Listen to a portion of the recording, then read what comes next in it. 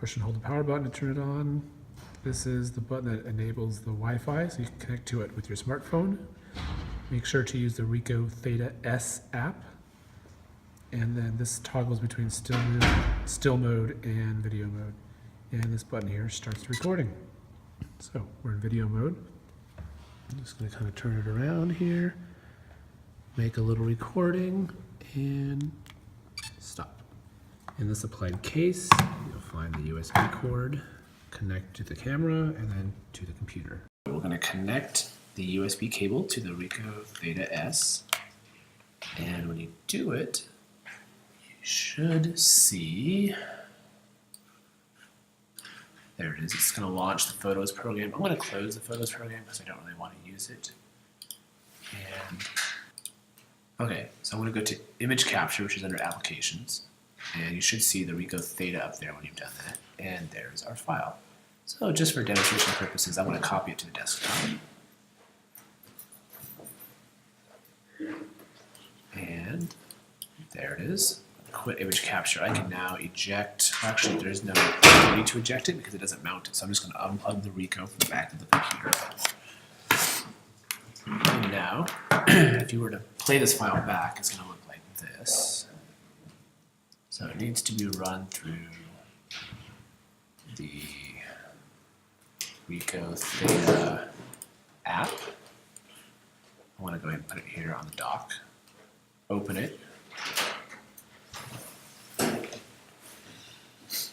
And then drag and drop this video here, and it's going to tell you where you want to put it. And I'll say, let's put it on the same folder, back on the desktop, and it's going to give it this file name, _ER, after the original file name. So hit start, and it's going to convert it.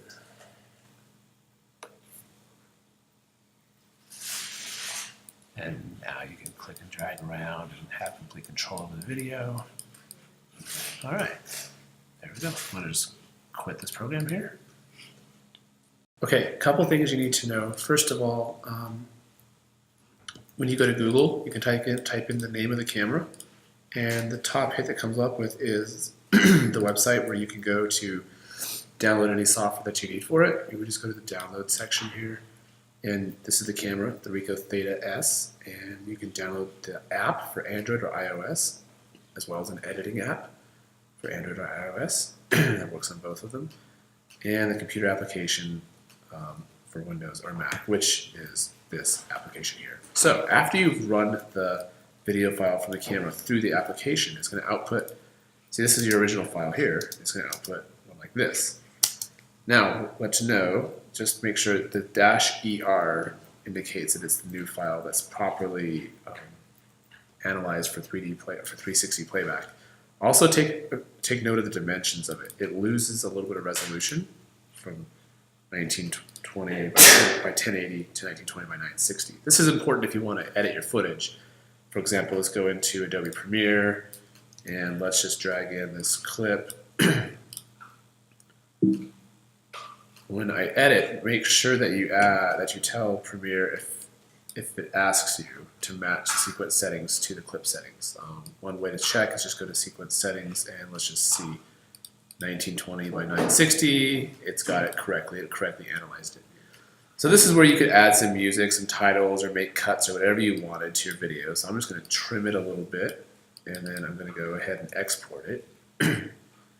And again, you can export it as H.264. You can select different presets for bitrate if you want. I'm just going to use the standard match high bitrate, and I'm going to give it a different name. I'll call this one Tim's 360 Test, and hit export. And so it's going to put this new file on my desktop. Now again, you don't have to do this if you're not going to edit the footage, but if you do edit it, just follow what I showed you. So here's the footage now. It's the trimmed clip from Adobe Premiere. Now, if you were to upload this to YouTube, it would look just like this, which is not how you want it to look. You want it to look like a 360 video. So you need to use one more piece of software here. It's in the Applications folder, and if you just go up to the very top, it's the 360, whoops, keep clicking name too many times. It's the 360 Video Metadata Tool. double click on it, and let's see, there it is. It opens up this little thing here. You're gonna open your footage with this tool that you've exported. So Tim's 360 test, open it, and I'm gonna tell it that this is a spherical video by clicking there, and I'm gonna save as. And it's gonna put the dash injected underneath it. And there it is, I can quit, and now I've got two copies. My original that I exported from Adobe Premiere, and the new one that I've now injected with the metadata, so that when you upload it to YouTube, it will properly display as a 360 file. So you just go to upload, and of course, if you had logged in, it would allow you to log in and just drag it and put it there. So that is it. It generally takes a little longer for YouTube to process these. I would wait for several hours, and then remember you can only play it back on Chrome or Firefox or using the YouTube app with your phone, but you can't play it back in 360 with Safari currently. Hopefully they'll fix that in the future. That should get you going.